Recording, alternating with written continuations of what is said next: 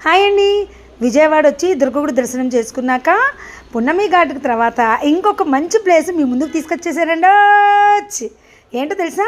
ఇదిగోండి నేను వెళ్తున్నా చూసారా అండి. ఎర్రకట్ట దిగాను, తర్వాత ఇంకా వెళ్తూనే ఉన్నా అమ్మవారిని చూడటం కోసం ఎంత దూరమైనా వెళ్ళాలి అనిపించేట్టు వెళ్తున్నా కేదారేశ్వరపేట కూడా వచ్చేసానండి. అదిగండి చివరికైతే చేరాము. హాఫ్ అన్ అవర్ పైన పట్టిందండి. చూసారా ఈ డెకరేషన్ ఇంత అదిరిపోయిందంటే లోపల ఎలా ఉంటుందో ఇంక ఎక్స్పెక్ట్ చేయండి.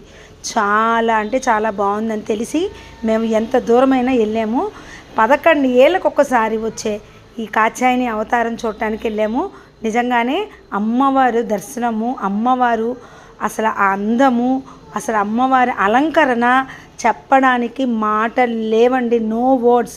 తప్పకుండా మీరు కనుక విజయవాడలో ఉంటే ఈ చోటికి తప్పకుండా కేదారేశ్వరపేటలో ఉన్న ఈ అమ్మవారి దర్శనానికైతే తప్పకుండా చేసుకోవడానికైతే వెళ్ళండి.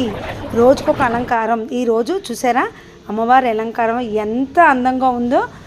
నచ్చిందా అండి? ఇలాంటి మరిన్ని విశేషాలు మీకోసం రేపు మళ్ళీ ఇంకొక వీడియోలో కలుస్తాను. నచ్చితే లైక్ చేయండి. బాయ్ అండి.